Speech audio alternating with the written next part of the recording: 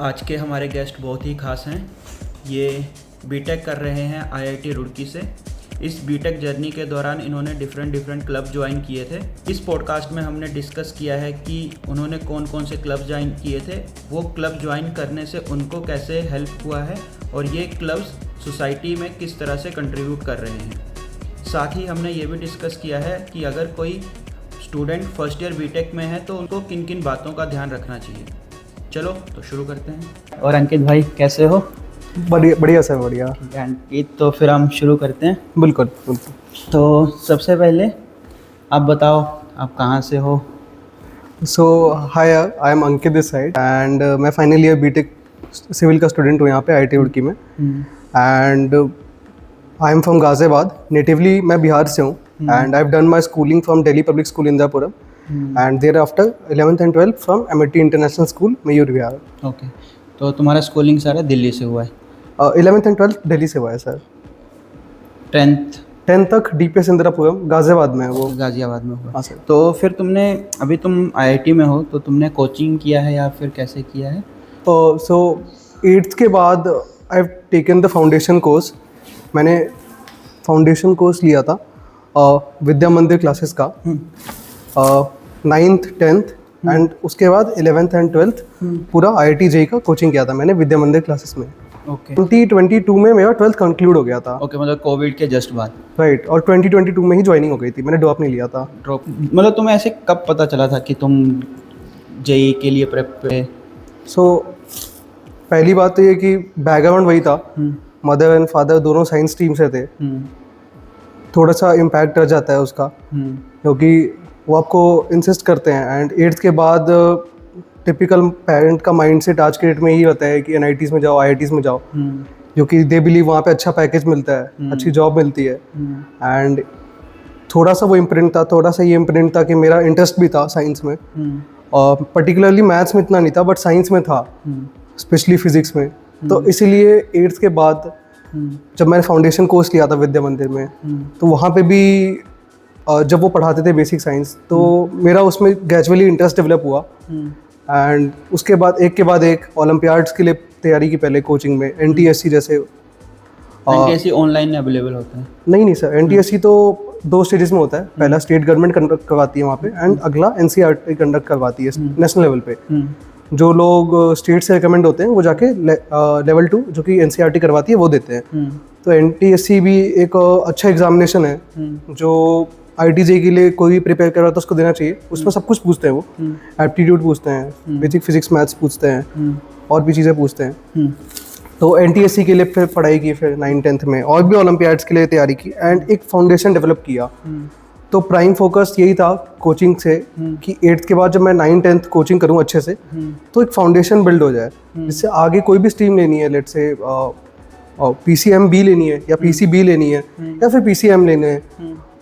Of course commerce तो sideline हो गया था पहले ही, बट अगर इन तीनों में से कुछ भी लेना है तो मेरा एक फाउंडेशन है जो कि मेरे को एक स्ट्रॉन्ग बैकिंग दे, ताकि मैं किसी भी फील्ड में जब इन तीनों स्ट्रीम्स में से कोई भी एक पर्टिकुलर स्ट्रीम चूज करूँ तो मेरे को आगे हेल्प हो कॉम्पिटिटिव एग्जाम्स की तैयारी करने में। ओके, तो जैसे तुम्हारा 2022 में हुआ तो तुम्हारा 11th तो कोविड में चला गया होगा? 11th as well as 12th दोनों कोविड में। तो तुम्हारा स्कूलिंग फिर ऑनलाइन हो गया होगा? मेरा स्कूलिंग प्रॉपर ऑनलाइन हुआ था। फिर तुम्हें थोड़ा तैयारी में थोड़ा हेल्प हो गया होगा? हाँ, मतलब एडवांटेज भी था, डिसएडवांटेज भी था।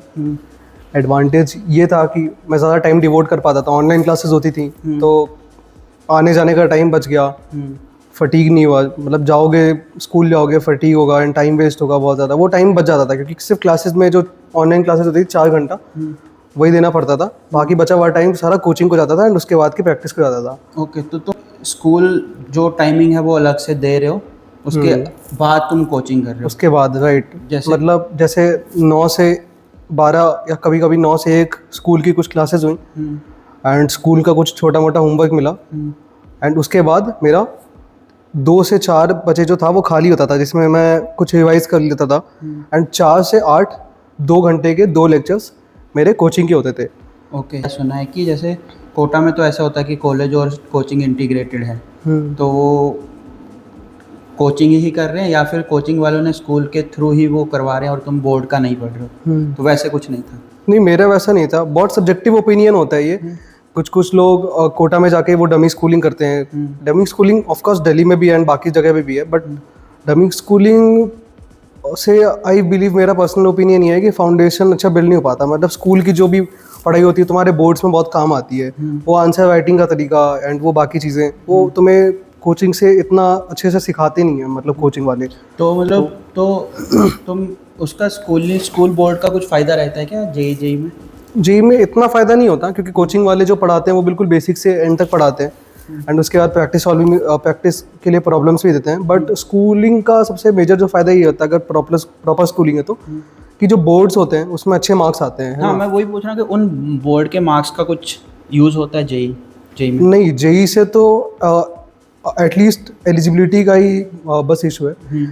एज लॉन्ग एज आप एलिजिबिलिटी से अच्छे मार्क्स हैं आपके बोर्ड्स में, तो वो आपके IIT-JEE को अफेक्ट नहीं करेगा। ड्रॉप लेते हैं कुछ लोग और कुछ ड्रॉप नहीं लेते हैं, तो उसमें कुछ माइंडसेट, या तुमने ड्रॉप लिया था या कैसे? मैंने पर्सनली ड्रॉप नहीं लिया था, बट मेरे बहुत सारे बैचमेट्स हैं, जूनियर्स हैं, इवन सीनियर्स हैं जिन्होंने ड्रॉप लिया था एंड वो एक सही डिसीजन हो सकता है। अगर आपको लगता है कि रिजल्ट्स में आप इम्प्रूवमेंट कर सकते हो विद इन 1 ईयर, तो आपको ड्रॉप लेना चाहिए। बट अगर बहुत ही ज़्यादा डिफरेंस है, आपकी रैंक इतनी अच्छी नहीं आई है, तो आप प्रेफर मत करो। बट अगर स्टिल आपको लगता है स्कोप ऑफ इम्प्रूवमेंट है, फॉर इंस्टेंस एक मेरी जूनियर उसका 96 परसेंटाइल आया था but she took a drop and अभी वो IIT रुड़की में है, तो if that is the case then drop लेना एक सही डिसीजन हो सकता है। इवन बहुत सारे लोग पार्शियल ड्रॉप भी लेते हैं। मेरा एक बैचमेट है, वो NIT त्रिची में था and he took a partial drop and अभी वो IIT रुड़की में है। तो सब्जेक्टिव होता है ये, बेस्ड ऑन कि कितना गैप था। पार्शियल ड्रॉप मतलब आपके रैंक शायद इतनी अच्छी नहीं आई एंड आपको कोई स्टेट गवर्नमेंट कॉलेज या कोई और प्राइवेट कॉलेज या NIT ज्वाइन करना पड़ गया and you are still willing to go to an IIT, तो उस केस में आप पार्शियल ड्रॉप ले सकते हो। मीनिंग आप उस कॉलेज में first semester, in fact second semester के सर्टेन पीरियड टाइम तक आप कॉलेज में एडमिट हो, बट आप साइड बाय साइड IIT-JEE की तैयारी कंटिन्यू रख रहे हो। Right, as a backup college रख लिया कि लेट से वापस परफॉर्मेंस अच्छी नहीं हुई IIT-JEE में, तो कॉलेज में यू आर इन मतलब फर्स्ट ईयर, तो वो कॉलेज कंटिन्यू कर लोगे एंड कॉलेज पे वापस से फोकस डाल दोगे अपना। रहता है तो जेई में इस साल का स्कोर इसी साल आप यूज़ कर सकते हो, अगले काउंसलिंग के लिए आपको उसी साल अगले साल के काउंसलिंग के लिए वो नेक्स्ट IIT-JEE का स्कोर लगेगा। राइट, हाँ, पिछले वाला यूज़ नहीं, पिछले वाला वैलिड नहीं। ओके, तो फिर तुम्हें जैसे एक सर्टेन पीरियड के बाद तुम्हें पता चल जाएगा कि तुम ठीक है, तुम्हारा कॉलेज सिलेक्ट हो गया, चाहे स्टेट हुआ, NIT हुआ या IIT हुआ, तो उस ड्यूरेशन में मतलब स्टूडेंट्स को क्या करना चाहिए, मतलब क्योंकि तैयारी कर रहा है, राइट, ठीक है, एक टाइम के बाद फिर वो उसको लगा अभी तो अचीवमेंट हो गया, तो उस टाइम में कई लोग घूमने चले जाते हैं, तो उस टाइम में मतलब कुछ वो उसको यूज़ कर सकते हैं यार। हाँ राइट, बहुत सारे जो स्टूडेंट्स हैं एक बार उनका सिलेक्शन आता है तो वो 2 मंथ का गैप मिलता है जब वो ट्रांजिशन कर रहे होते हैं, जब उनका वो वाला school phase is over and वो अब कॉलेज में जाने वाले हैं, 2 से 2.5 महीने का वक्त मिलता है। तो ठीक है, if you have decent result, आपको एक अच्छा IIT मिल गया है, एक अच्छा NIT, आपको एक पसंद की ब्रांच मिल गई अपने पसंद के कॉलेज में, तो ठीक है, आप उस फेज़ को थोड़ा एंजॉय कर सकते हो। बिल्कुल ही खाली नहीं बैठना उस फेज़ में भी, मतलब एंजॉय करो, क्योंकि बहुत लंबी तैयारी की है, 1 साल 2 साल, कुछ लोग 3 साल 4 साल भी तैयारी करते हैं। तो उसके बाद वो जो फेज़ मिला है उसको रिक्रिएशनल एक्टिविटीज़ कर सकते हो, एंजॉय कर सकते हो उस फेज़ में। बट अगर इतना अच्छा रिजल्ट नहीं है एंड ड्रॉप के लिए प्लान कर रहे हो, तो you have to start again, उस पीरियड को वेस्ट नहीं करना है एंड उस पीरियड में भी अपनी तैयारी कंटिन्यू रखनी है। तो ठीक है, तो जैसे मान लो मेरे को IIT मिल गया पर मेरे को स्ट्रीम वो नहीं मिला जो मेरे को चाहिए था, तो उस केस में ड्रॉप करना चाहिए या अपनी स्ट्रीम के लिए फ़ाइट करना चाहिए, या कोई भी मिल रहा है स्ट्रीम तो वो ले लेना चाहिए, मतलब? तो ये सब्जेक्टिव है बहुत, ट्रेंड्स एंड बाकी चीज़ों को देख के आई विल सजेस्ट कि अच्छी ब्रांच लेनी चाहिए if someone is aiming for a higher package. But कितनी बार कुछ लोगों का इंटरेस्ट होता है, जैसे मेरा एक बैचमेट है, उसका सिविल इंजीनियरिंग में बहुत इंटरेस्ट था, तो उसको डिपार्टमेंट चेंज का भी ऑप्शन मिला था बट उसने नहीं लिया, एंड उसको रैंक के बेसिस पे भी, IIT-JEE रैंक के बेसिस पे भी एक अच्छा ब्रांच मिल रहा था IIT रुड़की में भी एंड बाकी IITs में भी, बट उसने नहीं लिया। एंड क्योंकि IIT रुड़की का civil is so called famous, तो उसने एंड अच्छा भी है, तो इसलिए उसने वो प्रेफर किया। तो बहुत सब्जेक्टिव है कि किसी को मन है, तो अगर किसी को जेन्युइन इंटरेस्ट है किसी पर्टिकुलर सब्जेक्ट में, कुछ लोगों को बहुत फिजिक्स में बहुत इंटरेस्ट होता है, तो हमारे एक सीनियर थे, उनको भी अच्छी ब्रांच मिल रही थी, बट उन्होंने इंजीनियरिंग फिजिक्स लिया था। तो किसी का इंटरेस्ट है किसी पर्टिकुलर डोमेन में इंजीनियरिंग है तो उसको वही लेना चाहिए। बट अगर if someone is seeing the trends, कि कोई ट्रेंड्स को देख रहा है एंड उसको एक अच्छा हायर पैकेज चाहिए, तो मैं रिकमेंड करूँगा कि उसको एक अच्छी ब्रांच लेनी चाहिए। मतलब क्या है, किसी का मोटिवेशन पैसा है तो वो पैसे वाले ब्रांच ले सकता है। क्योंकि मैंने खुद देखा है कि बहुत सारे लोग CS ले लेते हैं, पैकेज अच्छा उठा लेते हैं, पर 2 साल के बाद वो CS बिल्कुल ही छोड़ देते हैं क्योंकि उन्होंने पैकेज के लिए ले लिया था। तो तुमने ऐसा कुछ एक्सपीरियंस या कुछ देखा है कि? मैंने पर्सनली ऑब्जर्व किया है ऐसा। मेरे साथ ऐसा नहीं हुआ क्योंकि because I took civil engineering and मेरे को था माइंड में कि हाँ मैं इंजीनियरिंग सर्विसेज और गेट के लिए तैयारी करूँगा आगे होपफुली। तो मेरे को सप्लीमेंट ही हुआ है उसके वजह से, क्योंकि इंजीनियरिंग सर्विसेज का जो यहाँ पे सिविल इंजीनियरिंग का पढ़ाते हैं वो जो सिलेबस होता है वो कॉम्प्लीमेंट करता है एक दूसरे को एंड बहुत हद तक ओवरलैप भी करता है। तो इन दैट केस मेरे को एज ही मिला है जहाँ तक। बट इफ समवन वाज कि उसको सिविल इंजीनियरिंग से इतना फ़र्क नहीं पड़ रहा तो ठीक है, उसके लिए it was a sort of time का वेस्टेज हुआ उसके लिए, क्योंकि वो कोई और अच्छी ब्रांच ले सकता था, लेट्स से DTU में या NSUT में या किसी NIT में, EC या CSE, जो उसको एक अच्छा dream package, so called dream package लेने में हेल्प करता। मतलब इंटरेस्ट ज़्यादा ज़रूरी है ना कि? हाँ आई बिलीव कि इंटरेस्ट ज़्यादा ज़रूरी है एंड तुम्हारे गोल्स क्या है। किसी का गोल अगर इंजीनियरिंग सर्विसेज में एंड उसको इंजीनियरिंग सर्विसेज में जिस ब्रांच में के थ्रू बैठना है, अगर उसको वही ब्रांच मिल रही है किसी कॉलेज में तो वो उसको प्रेफर कर सकता है। किसी को हायर स्टडीज़ करनी है किसी पर्टिकुलर इंजीनियरिंग के डोमेन में तो उसको वही लेना चाहिए। बट सिर्फ ये देखते हुए कि मेरे को कोई सी भी ब्रांच मिल रही है एंड मेरे को IIT ज्वाइन कर लेना है, तो ये एक गलत डिसीजन साबित हो सकता है। ऑल्दो IITs बहुत अच्छी होती है रैंकिंग्स में, तो वो हेल्प भी करता है कितनी बार, but in a longer run आपको वो इतना हेल्प नहीं कर पाएगा। तो आप इंटरेस्ट को देख के ही लो तो ज़्यादा बेटर है। ओके तो अभी कोई स्टूडेंट फर्स्ट ईयर में आ गया तो फिर उसको क्या, मतलब कैसा अप्रोच करना चाहिए? एक्चुअली फर्स्ट ईयर में सबको ही अपनी बात नहीं करूँगा मैं, बहुत लोग और सबको ही इनफैक्ट बहुत कंफ्यूज्ड होते हैं। उनको पता नहीं होता है तो कि क्या करना है, क्योंकि उनकी साइड बाय साइड क्लब्स के भी बहुत कुछ आ रहा होता है। अलग अलग सोसाइटीज़ होती हैं, हर फील्ड में एक सोसाइटीज़ होती हैं, एटलीस्ट IITs में तो होती हैं। और उसके अलावा कुछ लोग बोलते हैं कि नहीं CGPA पे फोकस करो, एंड वो बैलेंस नहीं कर पाते हैं, बहुत कंफ्यूज होते हैं फर्स्ट ईयर में। तो आई वुड सजेस्ट कि उनको थोड़ा टाइम देना चाहिए एंड फिगर आउट करना चाहिए कि हाँ उनको क्या क्या चीज़ों में मन लग रहा है पहले तो। अगर मैं एक्स्ट्रा करिकुलर एक्टिविटीज़ की बात करूँ एंड CGPA पे तो डेफिनेटली फोकस करना ही चाहिए। एनीवेज बहुत सारी IITs आपको डिपार्टमेंट चेंज का मौका भी देती हैं, तो अगर आपकी अच्छी CG आती है, अच्छी SG आती है, तो आपको डिपार्टमेंट चेंज का भी स्कोप रहता है जब वो फर्स्ट ईयर में आते हैं स्टूडेंट्स।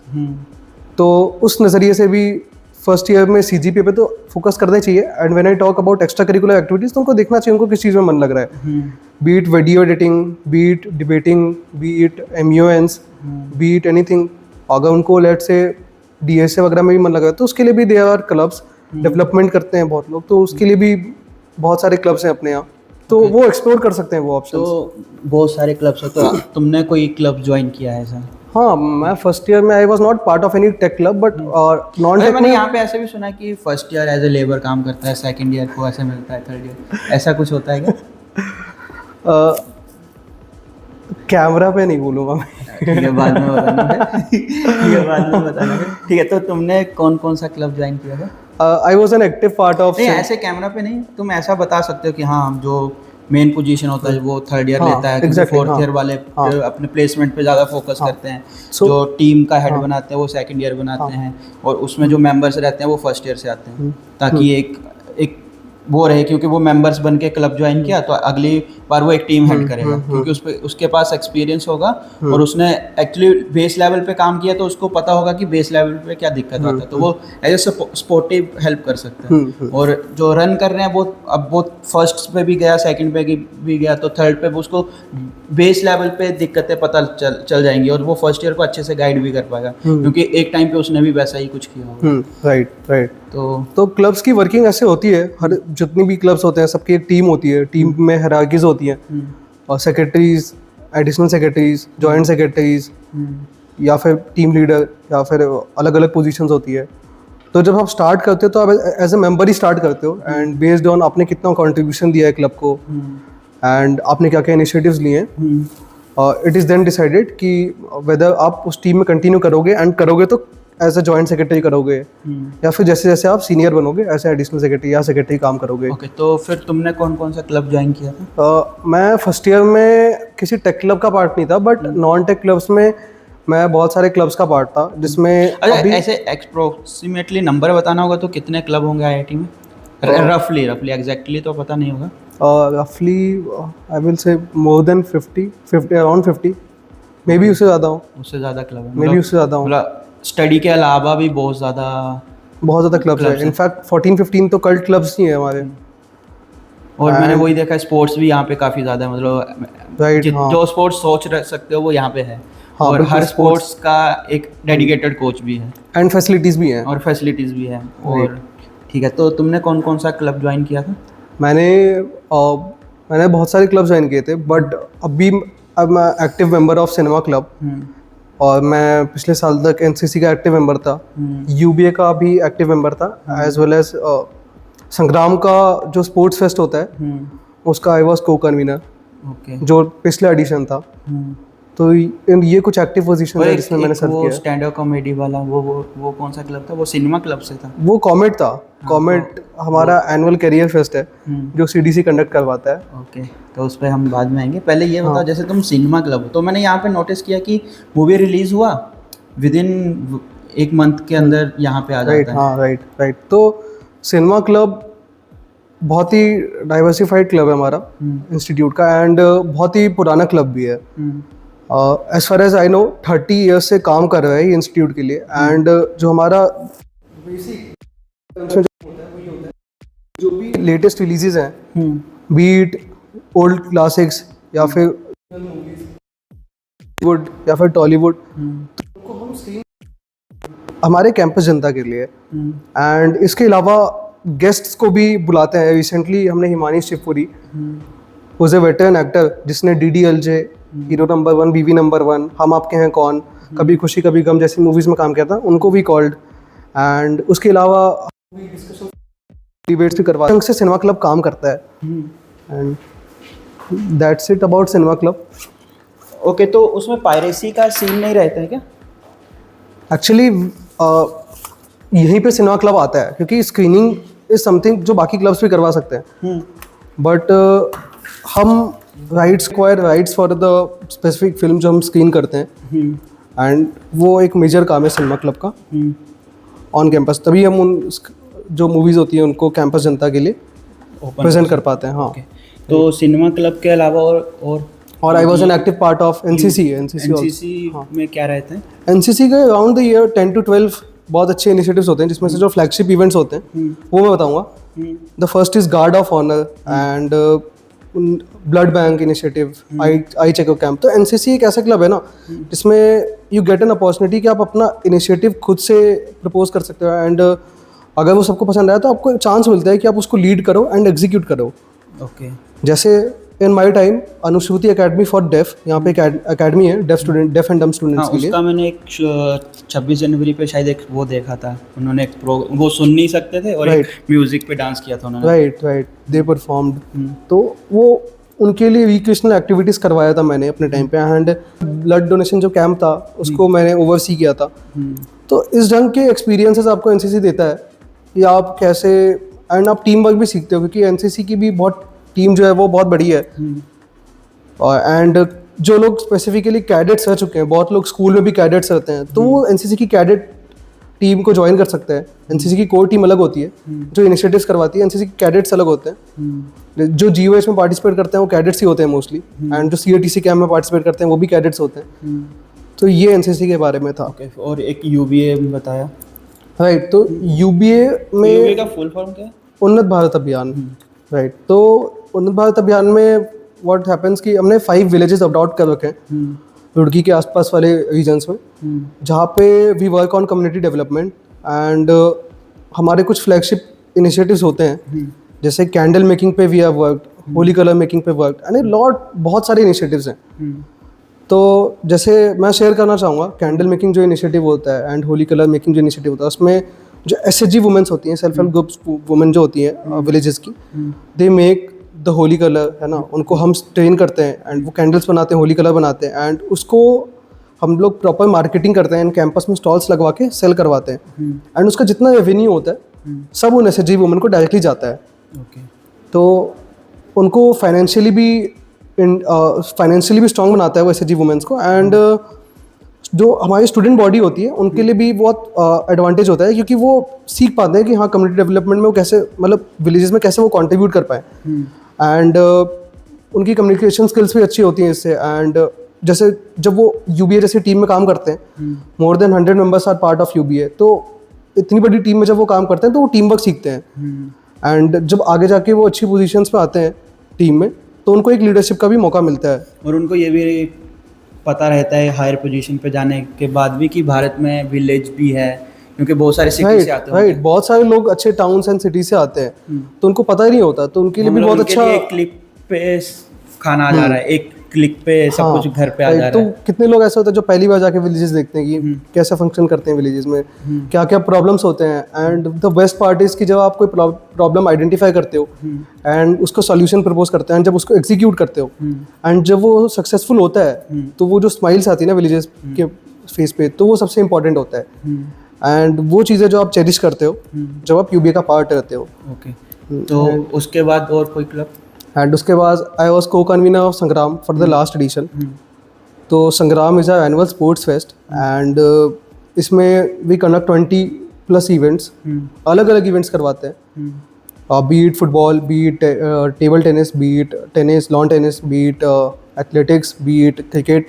तो इन सब में football, hockey, right, lawn tennis, right, सब कुछ, स्क्वॉश, राइट, सब कुछ। एंड इसमें अलग अलग कॉलेजेस से पार्टिसिपेशन आता है।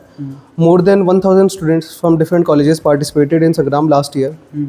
तो संग्राम में एक्चुअली मतलब मैं अगर देखूं तो वो 4th स्टेज का एक स्पोर्ट्स फेस्ट है। 4th स्टेज मतलब इंटर भवन फर्स्ट, इंटर भवन, कलर ट्रॉफी, फिर संग्राम और फिर इंटर आईटी। राइट। तो क्योंकि बाकी कॉलेज, राइट, इंटर आईटी में तो आईटीज पार्टिसिपेट कर सकते हैं, संग्राम में बाकी सारे कॉलेजेस पार्टिसिपेट कर सकते हैं। नियर बाई कॉलेजेस हैं। हाँ, मतलब हमारे पार्टिसिपेशन जो था वो साउथ से भी आया था। तो हाँ, luckily we secured participation from colleges as far as IIT Madras और बाकी और भी कॉलेज से पार्टिसिपेशन आया था हमारे टाइम पे। ओके। और एक वो जो मैंने स्टैंड अप कॉमेडी वाला सुना है, वो कौन सा क्लब था?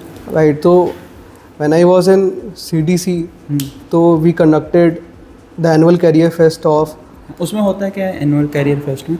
Annual career fest IIT Roorkee का कॉमेट है जो कि कैरियर डेवलपमेंट सेल करवाता है, which is a student body. तो उसमें we plan workshops and we plan different engaging events जो स्टूडेंट्स आते हैं एंड वो आपको एक प्लेटफॉर्म प्रोवाइड करता है जिससे आप आइडेंटिफाई कर सको कि okay this is the career जिसमें मेरे को जाना है। क्योंकि अब तो आप कॉलेज में आ गए, नाउ व्हाट।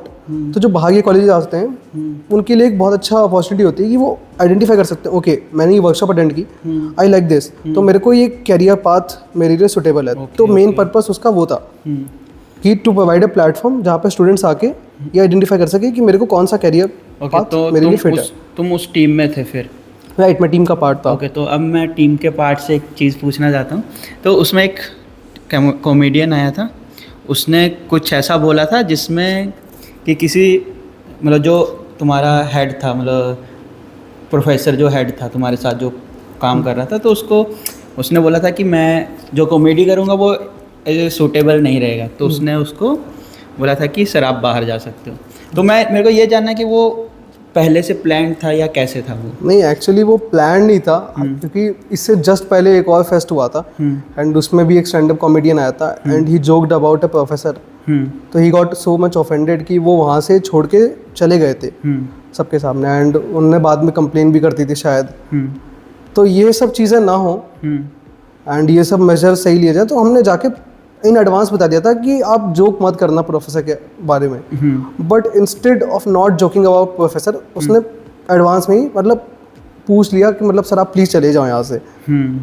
तो दैट नहीं, वो एक्चुअली जो कॉमेडी था वो अच्छा था, पर वो टॉपिक थोड़ा वैसे वाला था, सेक्स एजुकेशन पे था। पर वो एक्चुअली जो जोक तो था मतलब अपनी जगह जोक, पर वो जो एजुकेशन दे के गया, एक्चुअली वो एजुकेशन होना चाहिए सिस्टम में क्योंकि उसकी वजह से बहुत सारे लोग जो उसने बताया था उसकी वजह से सुसाइड कर रहे हैं, अवेयरनेस नहीं होने की वजह से। तो कॉमेडी के साथ साथ वो बहुत अच्छा अवेयरनेस भी था। राइट, हाँ, उसने बहुत सारे सेंसिटिव टॉपिक्स को टच किया था। हाँ, मतलब जो कि कोई हमें बताता नहीं और हम यूट्यूब से देखते हैं, यूट्यूब पे हमें कचरा बताया जाता है। तो उससे तो अच्छा है कि वो वहाँ होके, और वो एक्चुअली स्टूडेंट्स के साथ रिलेटेड टॉपिक था। बहुत रिलेटेबल था। वो ठीक है, पर वो कॉमेडी करने आया तो वो उस हिसाब से बताएगा। हाँ, वो अलग चीज़ है, पर वो टॉपिक इम्पोर्टेंट है, उसको अलग वे में भी बता सकते हैं। अच्छा, तो मेरे को ये जानना है, तो वो प्लान नहीं था? नहीं, बिल्कुल प्लान नहीं था। इनफैक्ट हमें नहीं पता था। तो फिर तो हमें एक्चुअली बहुत अभी वो didn't इवेंट know चला कि है, हमें, ठीक है, वो इवेंट चला आधा घंटा, तो आधा घंटा तुम्हारा हालत कैसा था? तुम तो कॉमेडी मतलब टीम का इन जनरल ये था कि अब क्या होगा यार, फैकल्टी एडवाइजर जो भी थे उनको बाहर निकाल दिया। मतलब इससे गंदा क्या ही होगा कि आते ही सबसे पहले फैकल्टी एडवाइजर को निकाल दिया। तो वी हैड एन आइडिया कि इसके बाद परफॉर्मेंस किस लेवल का होने वाला है। तो फिर जो जोक्स किए मिले उसने, तो कैसा रिप्लाई मिला तुम्हें? हाँ, मतलब हमें लगा था कि वो सर ऑफेंड हो गए होंगे, बट सर ऑफेंड इतना हुए नहीं थे। ओके, एंड उन्होंने लाइटली लिया था इसको। ओके, तो तुम्हारा भी गलती नहीं था? और नहीं, राइट, हमारा भी गलती नहीं था एंड कॉमेडियन की भी गलती नहीं था, क्योंकि जो उसने किया वो सही था। मतलब अच्छा हुआ, मतलब पहले से ही उन्होंने और बता सर ने भी अपना प्रोफेसर वाला वो दिखा के, राइट, वो भी चले गए थे। ओके। नहीं तो मतलब मतलब मैं अपने कॉलेज में अगर ऐसा हो जाता तो मैं कॉलेज में जाता कैसे, मतलब क्योंकि फेस करना मुश्किल हो जाता है ना, मतलब हाँ, ऐसा बहुत हमें भी लगा था स्टार्टिंग में। हाँ, बट ठीक है, इसीलिए आईआईटी है कि वो सब समझते हैं एक दूसरे हाँ, को। राइट। तो मतलब ठीक है, मतलब यहाँ पे पढ़ाई के साथ साथ बच्चे को भी डेवलप किया जा रहा है, जो मेरे को ऐसे पता है, मतलब कन्वर्सेशन से पता चल रहा है। और जो आसपास के विलेजेस हैं उनके बारे में भी सोचा जा रहा है, उनका भी डेवलपमेंट। जैसे मैं एक कराई क्लब के बारे में जानता हूँ जो जाके पढ़ाते हैं। तो तुमने तो कराई थोड़ा, मैंने ज्वाइन नहीं किया, but as far as I know वो कुछ वो एजुकेशन साइड पे ज़्यादा फोकस करते हैं। वो बच्चों को जाके, ऑल्दो यूबीए के अंदर भी right to education and JNV-ST पे। अच्छा, तुमने एनएसएस का बात किया, एनएसएस में एनसीसी का बात किया, तो एनसीसी में कुछ स्टूडेंट्स हैं जो जेई का तैयारी करवाते हैं। एनएसएस में है सर, एनएसएस में जेई सेल है। एनएसएस, हाँ, एनएसएस और एनसीसी अलग है। तो एनएसएस में जेई सेल है। हाँ, एनएसएस में जेई सेल है। हाँ, ओके, जो बच्चों को जेई की तैयारी करवाता है। ओके, और जो स्कूल लेवल पे है वो कराई, जो मेरे को पता है वो दिल्ली जाके उनकी क्लासेस, वो राइट टू एजुकेशन और JNV जैसे इनिशिएटिव्स पे काम करते हैं। ओके, एंड यूबीए में और भी चीज़ें हैं जिन पे हम काम करते हैं। And right to education and JNV पे भी काम करते हैं हम लोग। ओके, तो ये तो क्लब्स हो गए। तो इन सब बेनिफिट, मतलब तुम्हें पर्सनल लेवल पे क्या बेनिफिट मिला? पर्सनल पे मतलब मैं बहुत इंट्रोवर्ट था फर्स्ट ईयर में, एंड किसी से बात नहीं कर पाता था एंड चुप रहता था। बट ओवरऑल मेरे को हेल्प मिली, है ना, मेरे कम्युनिकेशन स्किल्स में इम्प्रूवमेंट आई। एंड मैं पब्लिकली बोल पाता हूँ कुछ, एटलीस्ट पब्लिक स्पीकिंग की जब भी बात आती है तो मैं बोल पाता हूँ। नहीं तो बहुत लोग ऐसे होते हैं जिनको स्टेज फाइट होता है, मतलब स्टेज पे वो कुछ नहीं बोल पाते हैं। तो वो चीज़ मेरे माइंड से गायब हो चुकी है।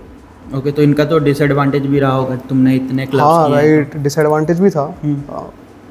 एंड ठीक है, बट मतलब मैंने बहुत सारा क्लब ज्वाइन कर लिए थे, but one should see and identify कि उसका इंटरेस्ट किस में है, एंड वो पर्टिकुलर क्लब उसको ज्वाइन करने चाहिए। ओके, सिर्फ रैंडमली ज्वाइन नहीं करने चाहिए बहुत सारे क्लब्स, ऐसा। ओके, मतलब स्पेसिफिक जाके, हाँ, एक जगह फोकस करके, राइट, हाँ, एक क्लब में फोकस करोगे एंड देन उसके बाद उसी क्लब में अच्छी पोजीशंस भी मिलेगी अगर अच्छा काम करोगे एंड ज़्यादा कंट्रीब्यूट करोगे तो।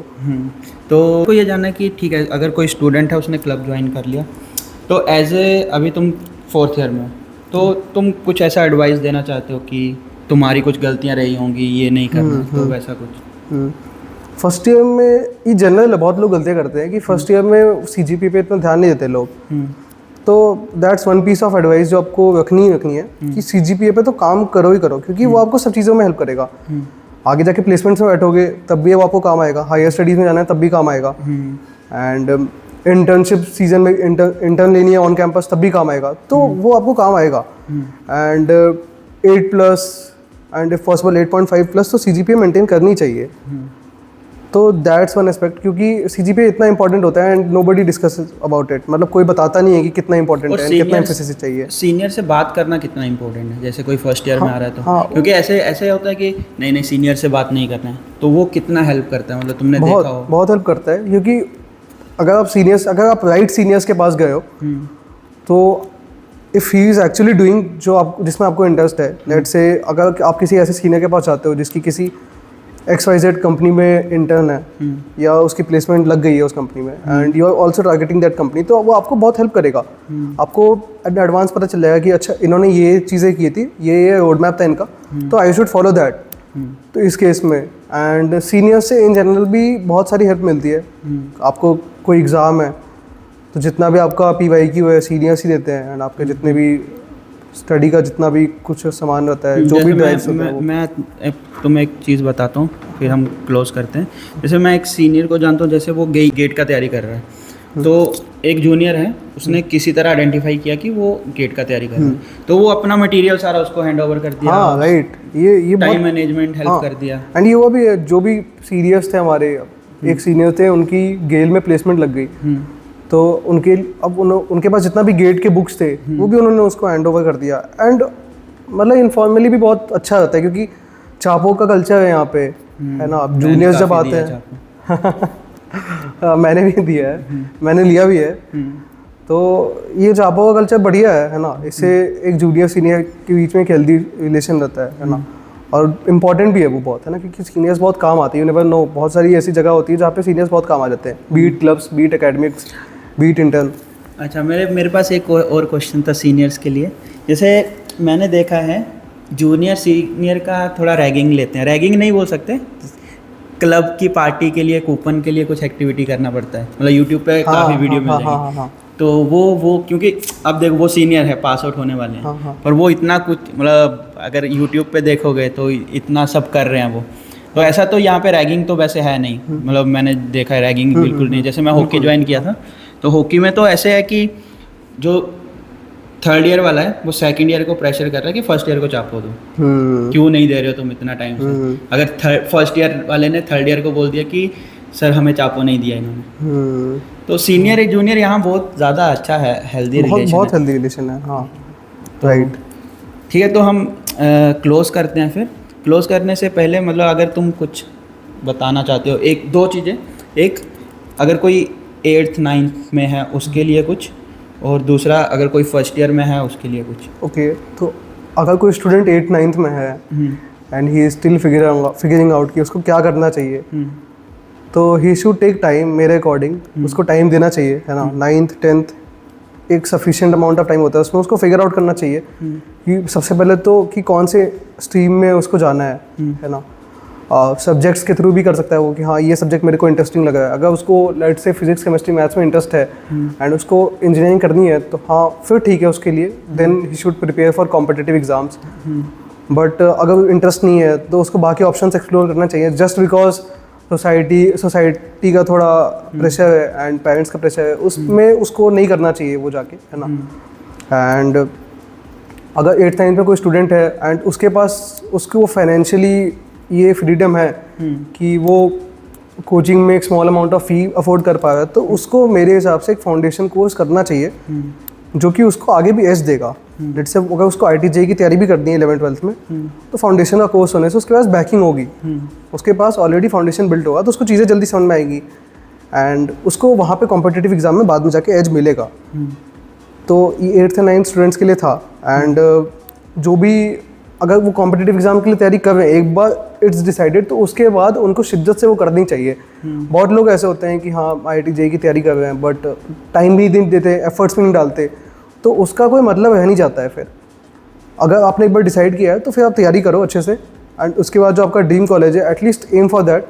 हो सकता है आपको अपना ड्रीम कॉलेज नहीं मिले, बट आपको एक अच्छी कॉलेज और एक अच्छी ब्रांच मिल जाए एंड उसका जो भी फल होगा वो आपको मिलेगा। शायद उस लेवल तक नहीं मिले बट मिलेगा। जितना आप एफर्ट डालोगे, जितना आप टाइम डेडिकेट करोगे, उतना आपको रिटर्न्स मिलेंगे। फॉर अ स्टूडेंट जो फर्स्ट ईयर में अभी आया है, जस्ट आया है, तो CGPA इज़ वन थिंग, जैसे मैंने बताया उस पर तो उसको फोकस करना ही करना चाहिए, क्योंकि ज़्यादा टाइम मांगता नहीं है। आपको सारे क्लासेस जाने हैं और जो भी है लास्ट में दिन के 1-2 घंटे रिवाइज कर लेना है। जो बचा हुआ आपका 2 घंटा है 3 घंटा है स्टार्टिंग में जब आप आए हो तो आपको एक्सप्लोर करना है जितनी ज़्यादा चीज़ हो सके। आपको एक्स्ट्रा करिकुलर हो गया, आपका डाटा DSA हो गया, आपको DSA भी करते हैं आप करो, बिल्कुल डेवलपमेंट करना करो। DS मतलब डाटा स्ट्रक्चर्स, ओके। हाँ, तो उसके लिए कोड फोर्सेस पे कंटेस्ट दे सकते हो, है ना। एंड बहुत सारे लोग होते हैं जो ये चीज़ें बहुत लेट चालू करते हैं, फाइनली हम चालू करते हैं, तो वो एक सही कॉल नहीं है। अगर आपको करना है तो आप फर्स्ट ईयर से चालू करो एंड एक्स्ट्रा करिकुलर एक्टिविटीज़ में ध्यान दो अगर आप इंट्रोवर्ट हो बिल्कुल, क्योंकि ये सब चीज़ें आपको हेल्प करेंगी। टेक क्लब्स ज्वाइन करने का ट्राई करो क्योंकि वो बहुत बेनिफिशियल होता है आपके लिए। And that was it. First year में आके चीज़ें जितना ज़्यादा एक्सप्लोर कर सकते हो करो, रिलेशनशिप में आओ। एंड ठीक है, तो मैं ये बोल रहा हूँ कि मतलब ये कंक्लूड कर रहा हूँ कि 8th क्लास से पहले एक्सप्लोर करो डिफरेंट फील्ड कि इंजीनियरिंग के अलावा भी फोकस मतलब बहुत सारे स्कोप है। और वो स्कोप एक बार पता चल जाने के बाद आप कोई भी पर्टिकुलर स्कोप ले रहे हो तो वो स्कोप लेने के बाद तुम्हें टाइम देना पड़ेगा क्योंकि हर चीज़ टाइम मांगती है। वो टाइम दो, पर 8th के बाद तुम्हारे दिमाग में दो रास्ते नहीं होने चाहिए कि मैं बिल्कुल ही अलग अलग स्ट्रीम पे फोकस कर रहा हूँ। 9th के बाद, हाँ 9th के बाद तुम्हारा पर्टिकुलर हो जाना चाहिए कि मेरे को ये करना है। हाँ। और उसके लिए टाइम दो। फर्स्ट ईयर में आने के बाद अगर तुम इंजीनियरिंग में आ रहे हो तो फर्स्ट ईयर में आप तुम वही चीज़ जो 8th 9th से पहले कर रहे हो वो तुम फर्स्ट ईयर में करो कि तुम एक्सप्लोर करो कौन सा सीनियर किस जा रहा है, कौन सा सीनियर ने क्या पाथ फॉलो किया है।